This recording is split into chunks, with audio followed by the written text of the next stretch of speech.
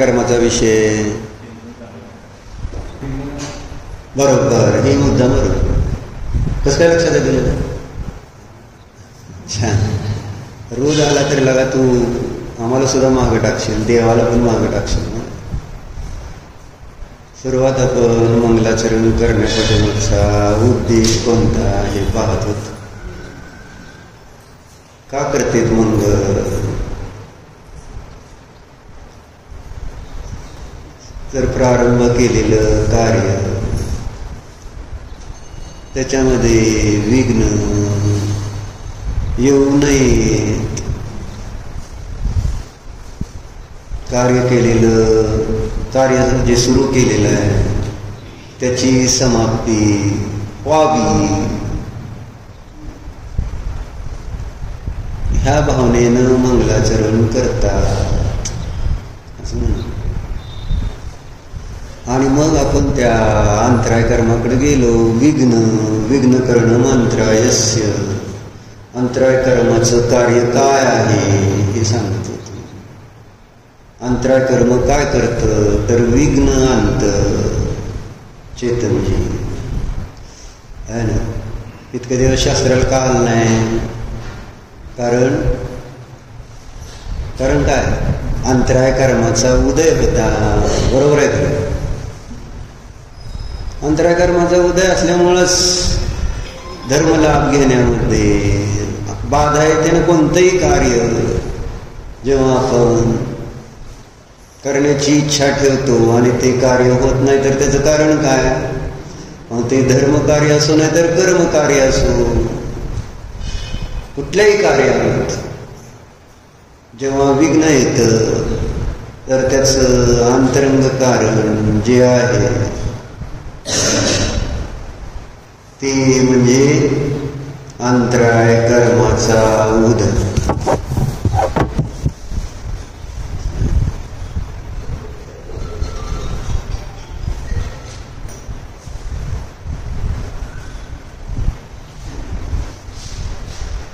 लौकिक कार्यामध्ये अंतराय आले तर चांगलं का वाईट? पाप कार्यामध्ये अंतराय आलं तर चांगलं का वाईट?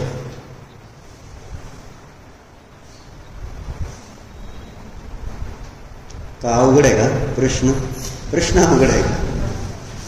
जेव्हा पाप कार्य एखाद्याला आपल्याला करायचंय म्हणजे आपल्याला दुकाने जायचंय, दुकान उघडायचं आणि काहीतरी आहे ना म्हणजे शास्त्र उशिरा सोड, मग ते कार्य होण्यामध्ये अंतराय आली का नाही?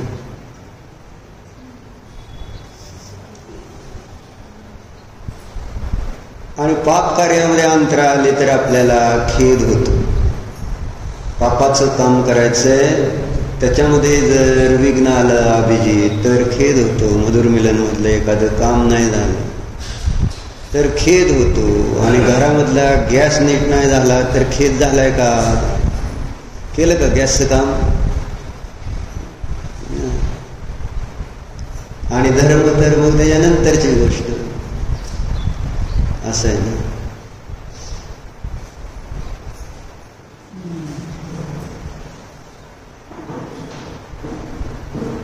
पाप कार्य मी प्रारंभ करणार होतो, परंतु कोणीतरी मला धर्म कार्य करण्यामध्ये आणि थांबवलं आणि त्या पाप कार्यापासून आपण करू शकलो नाही. तर चांगलं आहे का वाईट आहे?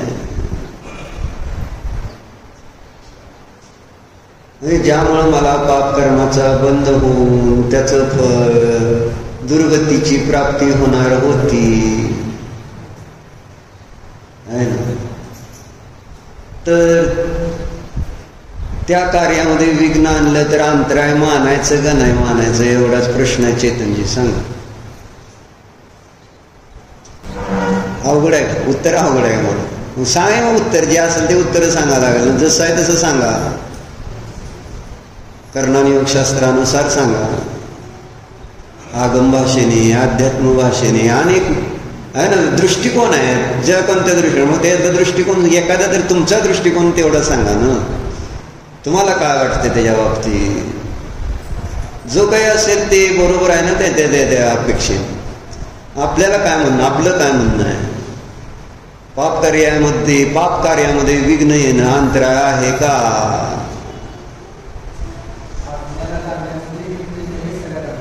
सगळ्यात करेक्ट, एकदम बरोबर उत्तर. माझा प्रश्न कोणता आहे? पण पुण्यात पाप नाही, पाप कार्यामध्ये अंतर आहे. नंतर पुण्यात, नंतर आत्म्यात, अशी क्रमाने जाऊया ना. असं आता जर आत्म्यामध्ये अंतर आहे ना ते तर बरोबर आहे. त्याच्यानंतर पुण्य कार्यामध्ये पण विघ्न आलं तर ते अंतर आहे. पण आता राहिले पाप कार्यामध्ये विघ्न येणं, त्याला अंतराय म्हणायचं आहे का? हे दोन तर अंतराय आहेत. आणि अशा पद्धतीने सामान्य चर्चा सगळीकडे होते. पण जेव्हा आपण एखादं शुभ कार्य निघालो, म्हणजे कुठेतरी यात्रेला निघाले आणि काहीतरी अडचण आली तर आपण तिथं अंतराय कर्म म्हणत असतो. किंवा एखादं अजून स्वाध्यायाला निघालो आणि काहीतरी घरात अडचण आली तर अंतराय म्हणू शकतो. एखादं पूजन विधान करायचंय, वृद्धिसुतक आली तर अंतराय म्हणू शकतो आपण. शिबिराला जायचंय, अशा अनेक कारणाला आपण म्हणजे शुभ कार्यामध्येच मुख्यतेने अंतराय मानलेली असते. तेच की म्हणजे रुचीनंच यात्रेला जायचं. हा तसंच म्हणून बरोबर आहे. रुची अनुया वीर्य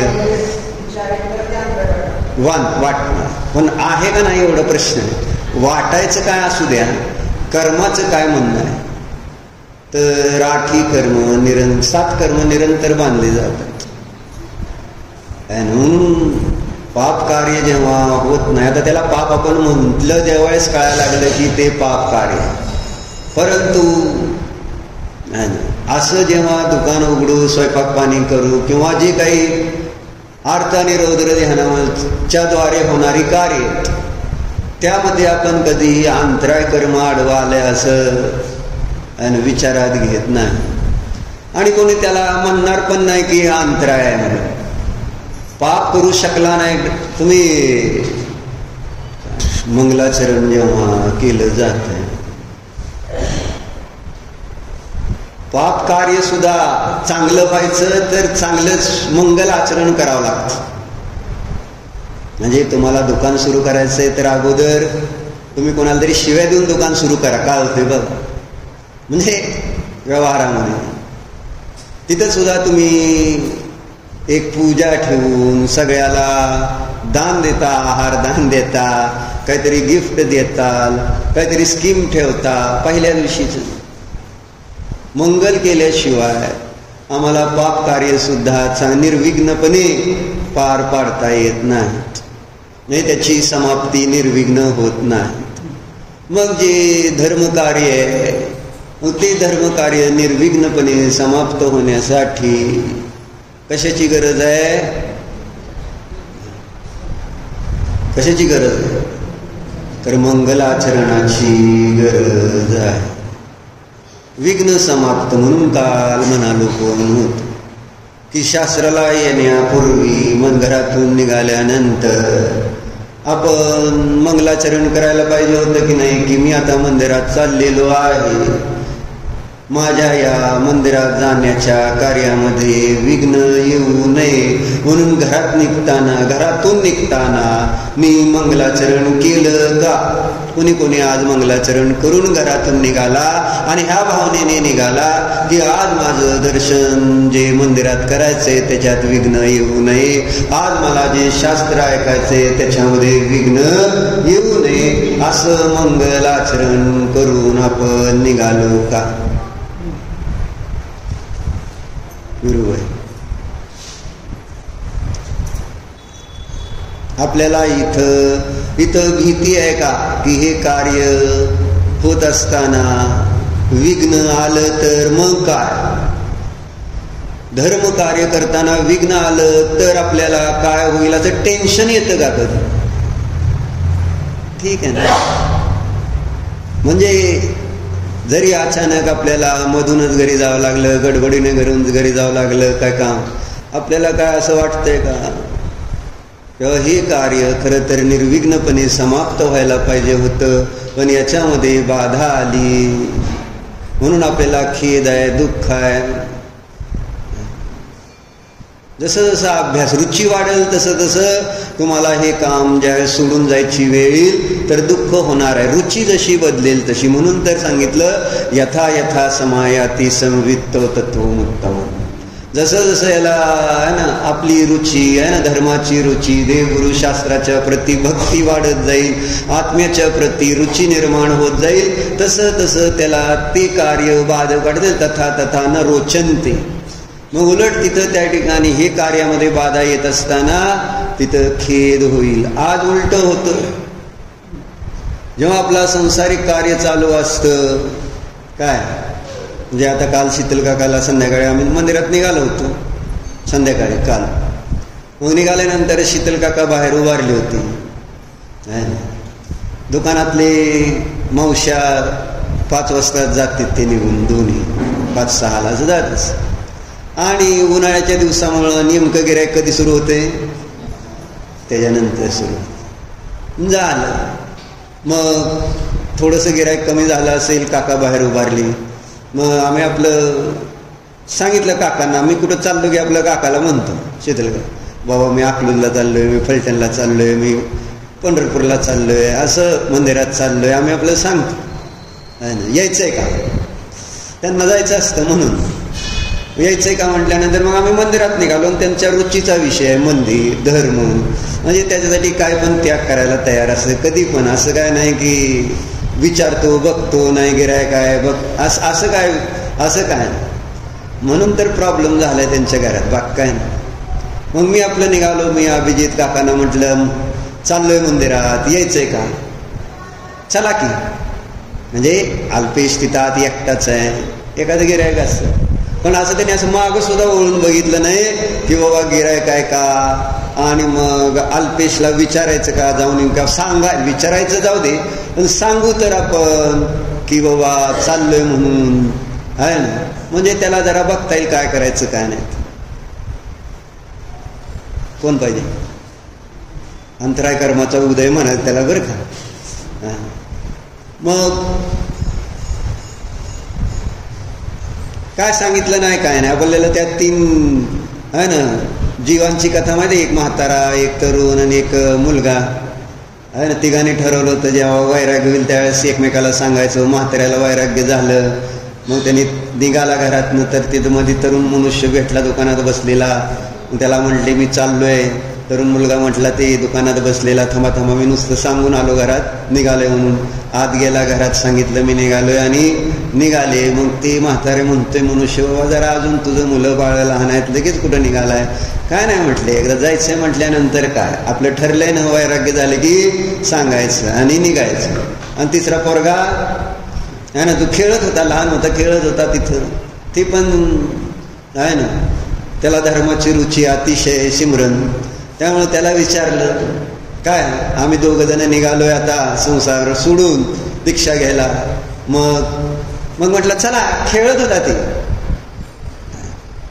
आणि खेळता खेळता निघाल. अरे असं कसं चला म्हणतोय येतो म्हणून, जरा विचार की घरात चाललोय, सांग, अजून तू लहान आहे. काय नाही म्हटलं, तू जाता काय राहिले, आणि तिघं गेले. असं कोण चांगला आहे, म्हातारा चांगला, तरुण का मग ती पोरगा आपल्यासाठी, आपण कोण. झालं. शीतल काकाला काय म्हटलं, यायचंय का मंदिरात, मंदिरात यायचं म्हटल्यानंतर चला म्हटले. मागं वळून सुद्धा बघितलं नाही, आणि पायात चप्पल नाही, काय नाही. म्हटलं चप्पल तर काय नाही, म्हटले मंदिरात जायचं ना, चप्पल बिप्पल घालत नाही. जा, निघालो. मग मंदिरात आलो निवांत. आता तिकडे गिरायक असणार का नाही. झाला. मी आपलं भक्तामर म्हणत होतो, त्यांनी दोघांनी ध्यान केलं. झाल्यानंतर माझं झालं, मी बाहेर आलो. अभिजित पण झालं. माझं थोडं झालं की अभिजित तर तयारच होता, कधी मामाचं होते. झालं. मग ते झालं, मामाचं झालं. 15 मिनिटात 20 मिनिटं गेले असतील. मग आता मामा निघालेत, तर चला आता जाऊ. मामांना एकट्यानं रस्ता सापडायचा नाही, चुकतील मामा, अशी त्याला वाटलं घरी. म्हणून मग ती माझ्याबरोबर आला. मग आम्ही दोघं बाहेर आल्यानंतर आम्हाला लागली शीतल काकाची काळजी. शीतल काका अजून आतच होते बसलेले मंदिरात. मग मी अभिजिता म्हटलं, शीतल काका, म्हटले हाय. तिला अजून त्यांचं चाललंय. म्हटलं चुकले विकले तर होय राव, म्हटले ते तिकडे वर यायच्याऐवजी जातील खाली, म्हणजे स्मशानाकडे आहे ना, म्हणजे ध्यानासाठी, तपासाठी. पण तसं काय झालं नाही. नंतर आम्ही जरा पुढं जाता जाता हळूहळू मागणं मग ते पण येताना दिसले. भरपूर अंतर होतं. मग आम्ही पोचलो घरापर्यंत. घरी पोचल्यानंतर मग तिथं दुकानात अल्पेशच्या गेलो. गर्दी 5-6 लोक होते. अल्पेश बघितलं, मागं माल देत होता, एकटा जाऊ. मग मी विचारलं, काय रे अल्पेश, काय येऊ काय मदतीला. मग काय त्याने म्हणावं, काय म्हणावं, आमचा माणूस तेवढा आम्हाला परत द्या. म्हटलं तू इच्छा केली आणि ती पूर्ण झाली, तेवढ्यातच शीतल काका पोचलेच. असं कशासाठी सांगत होतो मी, कशासाठी सांग. मग अल्पेशच्या दुकानामध्ये आम्ही अंतराय केलं का नाही केलं एवढा माझा प्रश्न. शीतल काकाला नेलं आणि त्याच्या दुकानामध्ये गिऱ्हाईक आणि त्याची आपदा झाली. मग बरोबर झालं का चुकीचं झालं, मोनिकाताई, बरोबर झालं का चुकीचं झालं. आता इथं सगळ्याला गपचीप मारून मुटकून ज्याला म्हणतात का नाही, त्यामुळं असं म्हणाला नाही तुम्ही बरोबर केलं बरं का, पण आम्हाला माहिती आहे खरं तर त्यांनी दुकानातच बसायला पाहिजे. मन सांगणार आहे किंवा दुकानात बसणंच योग्य होतं. इथं असं काय जितूबाई म्हटलं इकडे चला तिकडे चला म्हणून लगेच जायचं असतं का. अज्ञानामुळं आपल्याला आपण कोणतं कार्य करतो हे आपल्या लक्षात येत नाही. कोणत्या कार्यामुळं कोणतं कार्य व्यवस्थित होणार आहे हे लक्षात घेत नाही. जितकी म्हणून संसाराची कार्य निर्विघ्न समाप्त होतात त्याच्या पाठीमागचं मूळ कारण आहे मंगल आचरण. धर्म असेल तर संसारिक कार्य नीट होत असतं. आणि आपण संसारिक कार्य नीट करण्याच्या नादामध्ये जर धर्माला विसरून गेलो तर मग तिथं त्या संसारिक कार्यामध्ये बाधा येताना दिसून पडतात. आणि मग आपल्याला ती विघ्न का आलं आहे ना, मग तिथंच आपण शोधत राहतो आणि आकुलित व्याकुलित होतो आणि ते कार्य पण पूर्ण होत नाही. विघ्न का आलं, कारण तुमचं पुण्य कमी पडलं याचा तुम्ही कधी हिशोबच लावत नाही. कधी असा हिशोब लावलाय का विघ्न आलं चेतनजी आपल्या कार्यामध्ये. चेतन, मी जर म्हटलं तुम्ही 5-6 दिवस शास्त्राला आलं नाही म्हणून आलं ना विघ्न, अंतराय. आता मी सांगत नाही का अंतराय आली तुम्हाला, ती तुम्ही मला काल सांगितली होती की आहे का नाही, आलं का नाही. आता मी जर म्हटलं तुम्ही शास्त्राला न आल्यामुळं असं विघ्न आलं म्हटलं तर पटेल का तुम्हाला.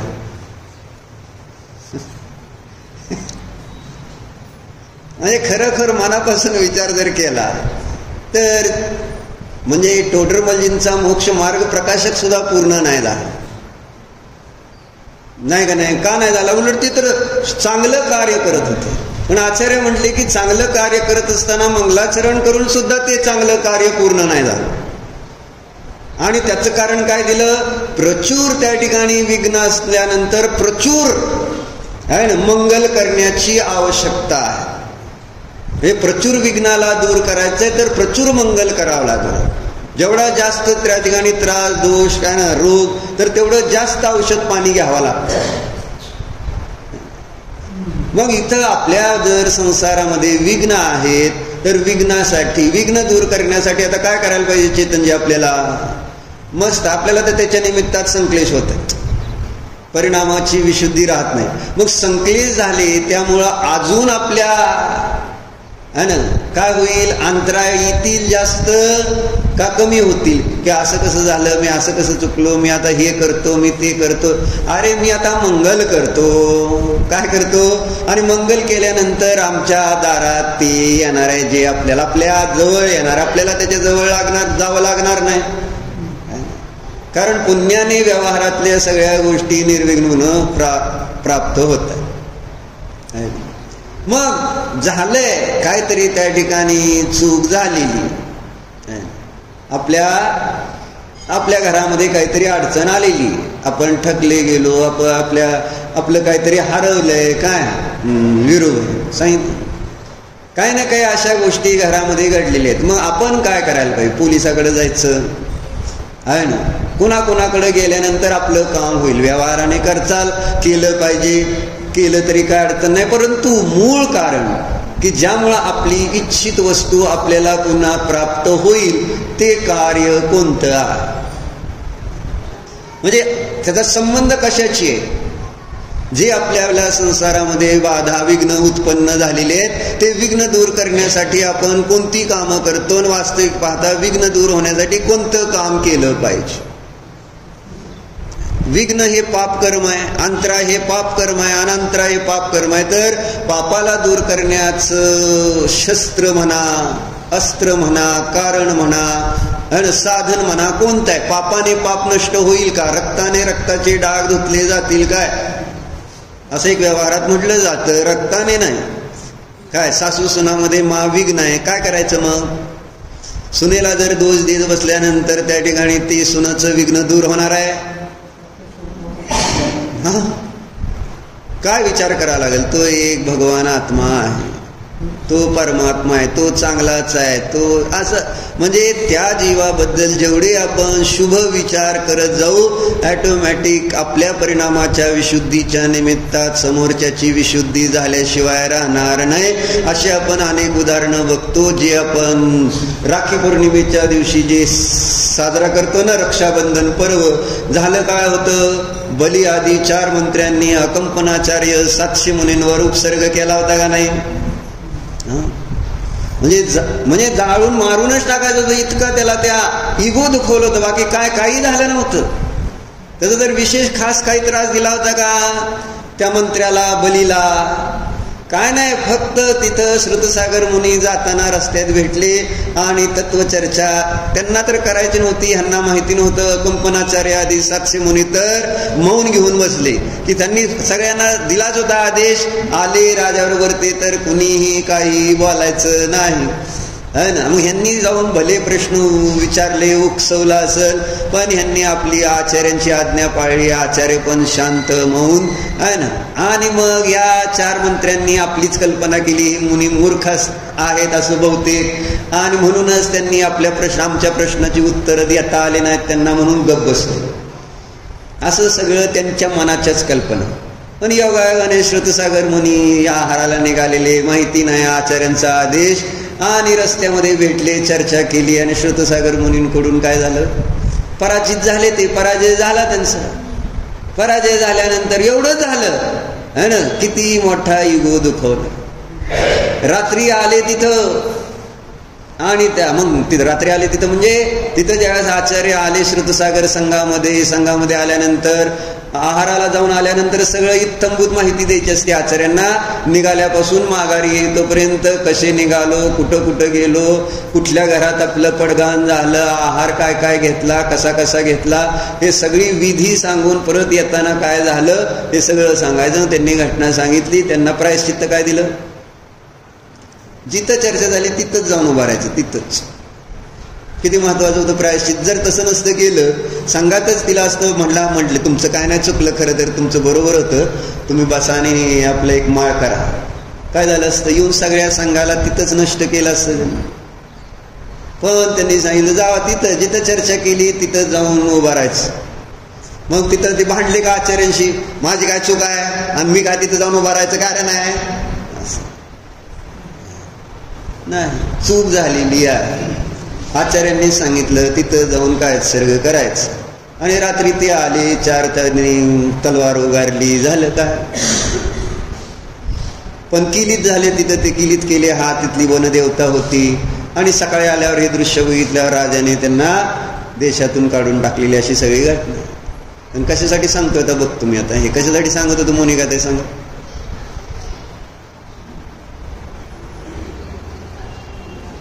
सून बदलायची असेल तर सांगतोय मी, आहे ना. तुमची सून बरी आहे का? म्हणजे तब्येतीनं चांगली आहे, त्याची चर्चा नाही चालली, आहे ना. म्हणजे वेवलेंथ म्हणतात ना, ती जुळते का? असं जनरेशन गॅपमध्ये जुळत नसतेच, पण असू द्या.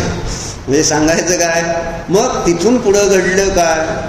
परत त्यांनी बदला घ्यायचा म्हणून मग ते दुसऱ्या राज्यात गेले. तिथलं राज्य 7 दिवसासाठी मागून घेतलं. आणि मग तिथं ते अकंपनाचार्य 700 मुनी होतेच. मग त्यांनी त्यांच्यावर उपसर्ग केला, आहे ना, सगळीकडे आग लावून दिली. आणि हे विष्णुकुमार मुनींना कळालं. आणि मग ते तो उपसर्ग दूर करण्यासाठी विक्रियावृत्ती प्रगट झाली होती, आले. आणि मग ते बलीला त्यांनी दान देत होता. मग त्यांनी 3 पावलं भूमी मागितली. मग 2 पावलामध्ये तर त्यांनी सगळा एक मानुषोत्तर पर्वत आणि ते सगळं कव्हर केलं, जम्बूद्वीप, मानुषोत्तर पर्वत. आता 3रा पाय कुठं ठेवू, कारण 3 पावलं जागा पाहिजे होती.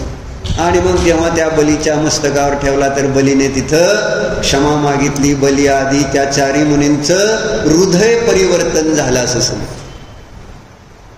हा सगळा चमत्कार वगैरे बघून त्या बलीचे परिणाम बदलले, कंठाचे परिणाम बदलले. असे जे जे त्या ठिकाणी जीव उपसर्ग करतात त्या जीवांचे परिणाम बदलून त्यांना सम्यक्त होऊन ते पुढे जाऊन मुक्तीला जातात. मग एकतर उपसर्ग असा करा की जेणेकरून परत कुठंतरी आपल्याला असे लोक भेटतील. आणि मग कसं, होय चैतनजी बरोबर आहे का उपदेश? काय म्हणजे मला मोक्षाला कसंही करून मोक्षाला जायचं एवढंच मला माहित आहे. असं डायरेक्ट नाही ना मला जाता येत, तर मी त्रास देतो. आता त्रास दिल्यानंतर संबंध येणार की नाही? जो ज्याला त्रास देतो त्याच्याशी संबंध येतो. जसं गमट आणि पार्श्वनाथाचा भावाभावात आला.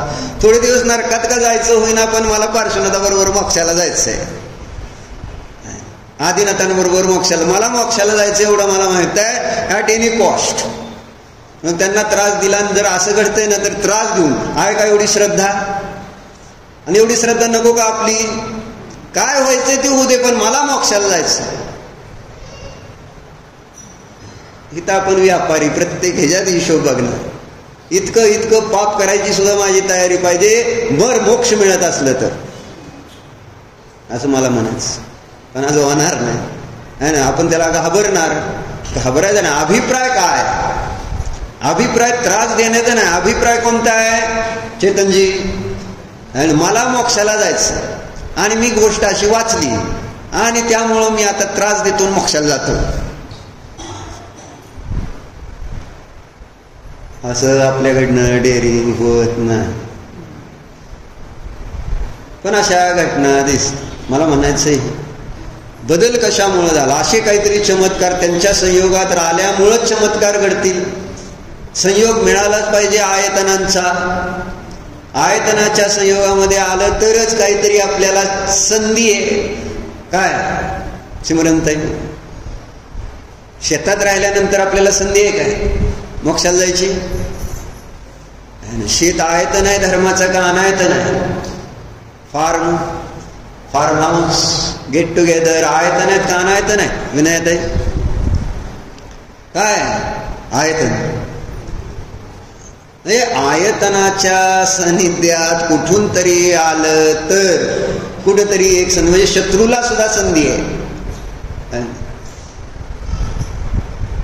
आयतनामध्ये आल्यानंतर ऑटोमॅटिक ती शत्रुता पण नष्ट होते आणि त्या जीवाला कल्याण होण्याची योग्यता आली तर तिथंच त्या संयोगामध्येच मोक्षाची प्राप्ती होणार आहे, सम्यक दर्शनाची प्राप्ती होणार. बरोबर. म्हणून विघ्न दूर करण्याचा उपाय कोणता केला अकंपनाचार्यांनी? भांडले, मंगल केलं, उत्कृष्ट मंगल. जेवढं उत्तम मंगल करणार तेवढं त्या ठिकाणी ते विघ्न दूर होण्यामध्ये मदत होणार. म्हणून चेतनजी आपल्याला काय करायला पाहिजे? जर आपल्याला विघ्न आलं ना, लाभांतराय कर्माचा उदय आला का नाही? लाभांतराय कर्माचा उदय आला म्हटल्यानंतर अंतराय कर्माला दूर करण्याचा उपाय कोणता आहे?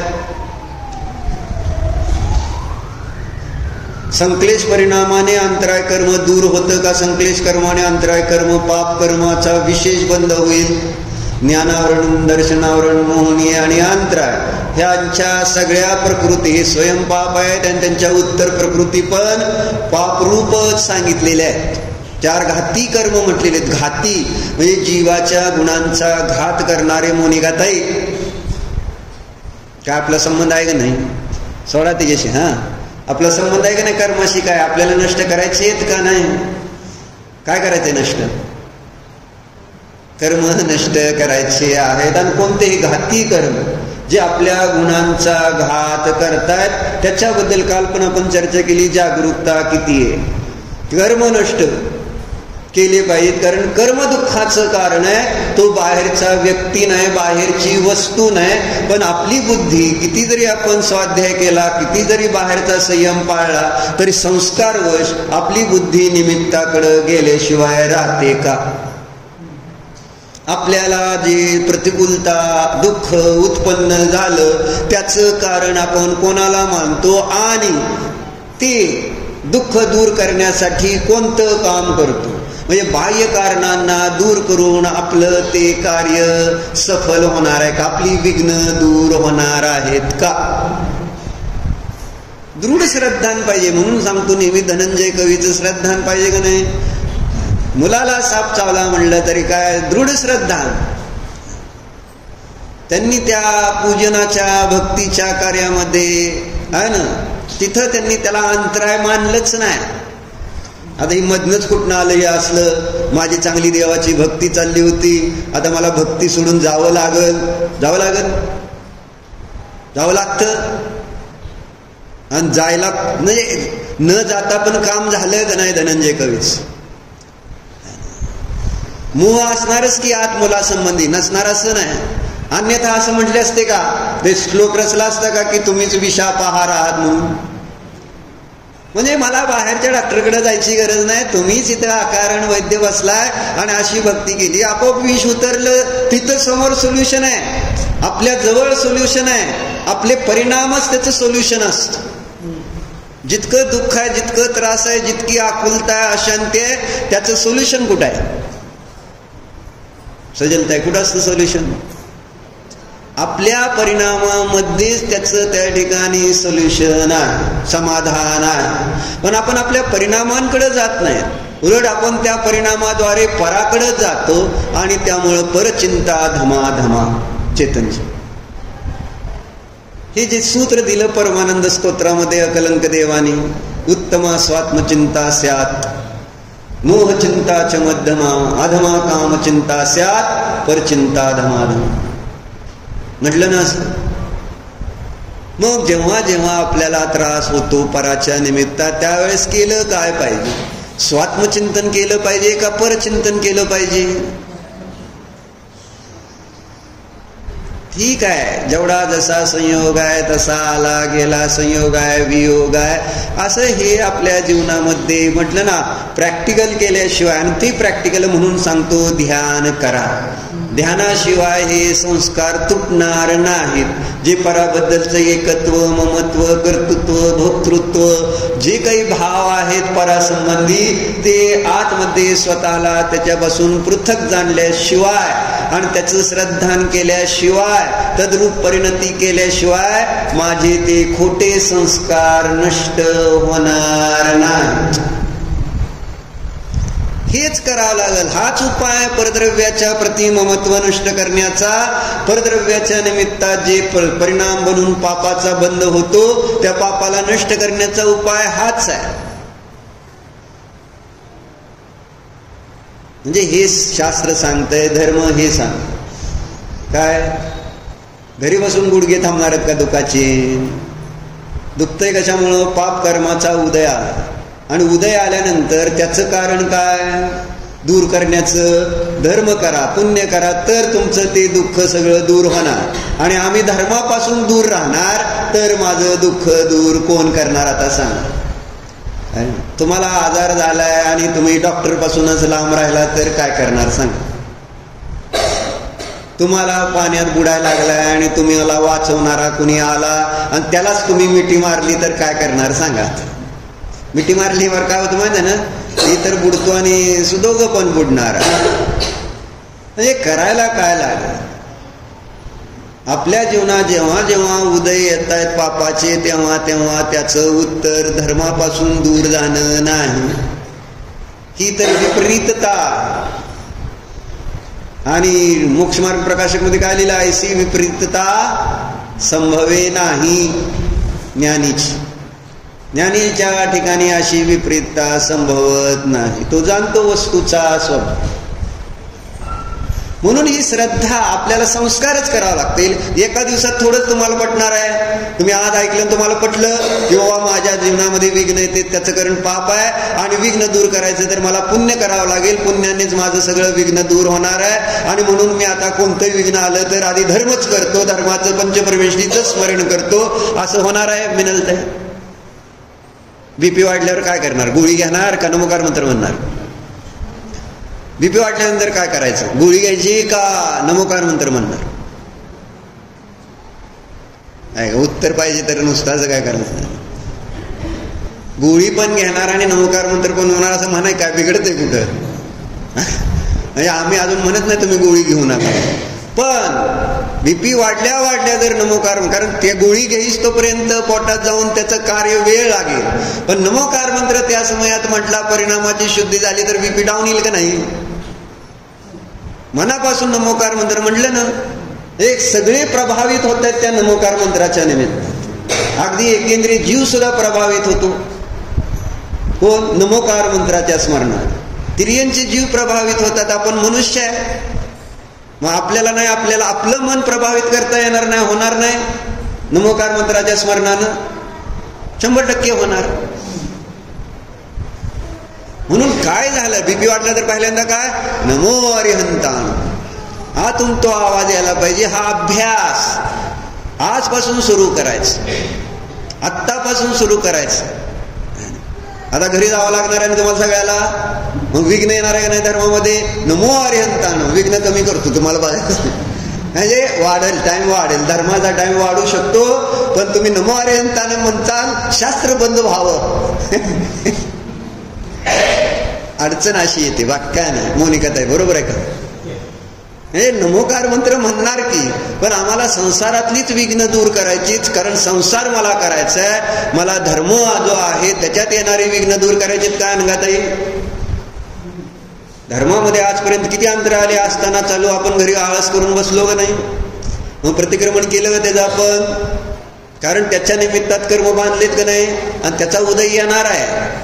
ते आता सत्तेत पडलेले असतात, म्हणून आज आपण त्याचं प्रतिक्रमण केलं तर उद्या तसा उदय येणार नाही. आपल्याला धर्माची संगती सतत मिळत राहील.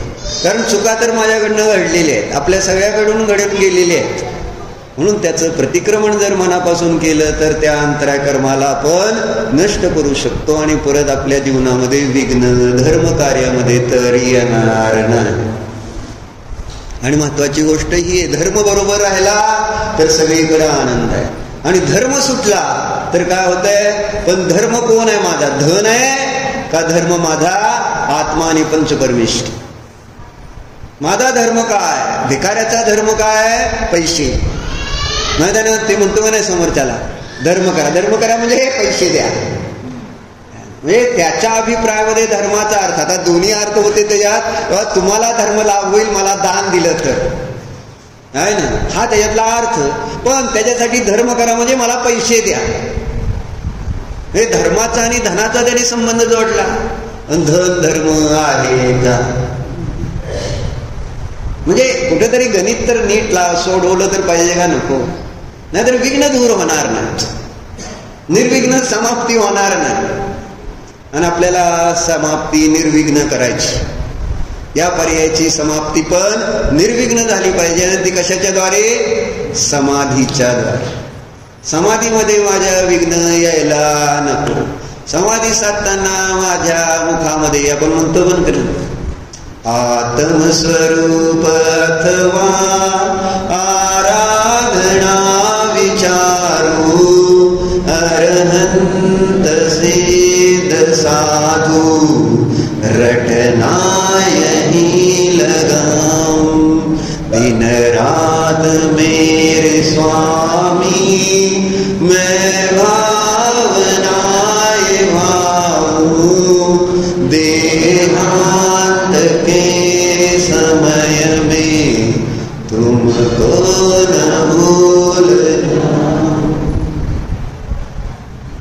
काय काय आत्मस्वरूप अथवा आराधना विचार. शेवटी काय एक आत्मस्वरूपाचा विचार नाही तर आणि ज्याच्यावर आराधना आहे, ज्ञान आराधना, दर्शन आराधना, चारित्र आराधना, तप आराधना, हेच त्या ठिकाणी माझं विचरण आचरण असं.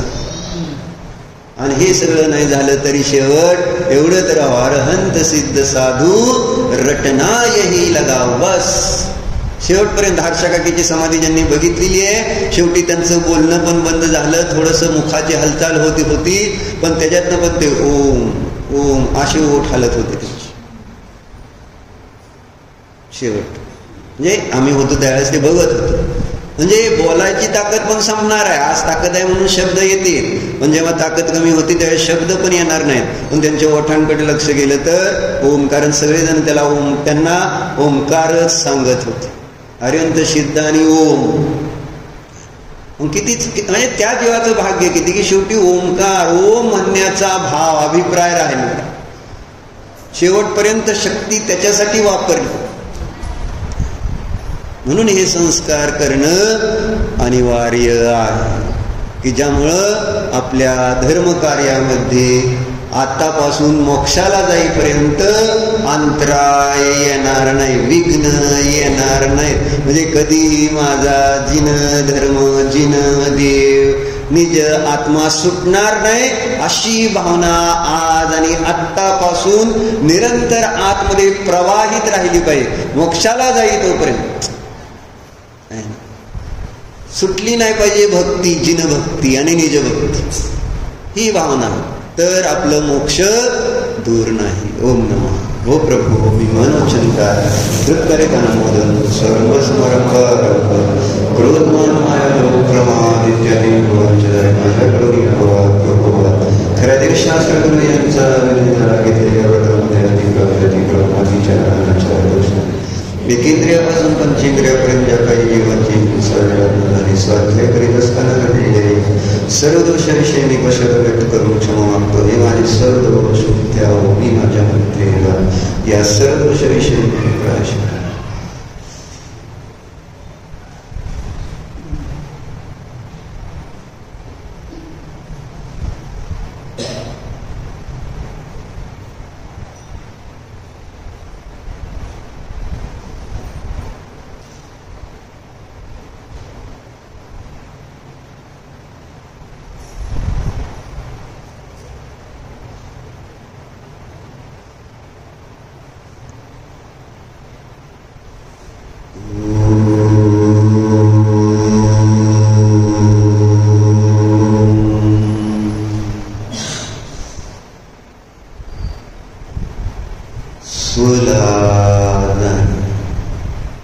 स्वतःला पहा.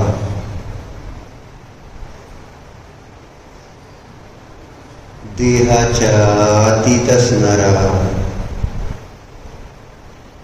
ज्ञान मात्र असा हा मी जीव.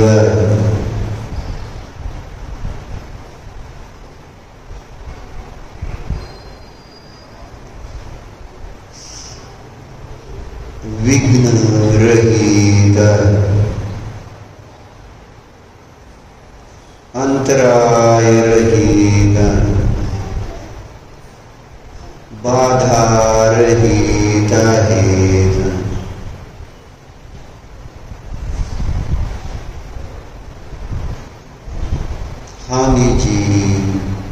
अव्याबाध सुख गुणाने संपन्न आहे. माझ्या सुख स्वभावामध्ये कर्म, कषा, संयोग, शरीर बाधा आणू शकत नाही. जाणा निरंतराय स्वरूपो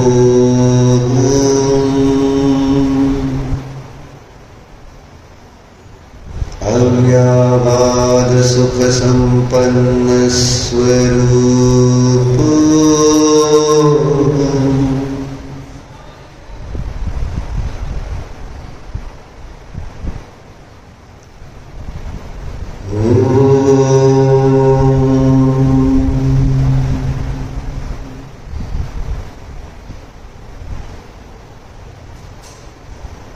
विसर्जन.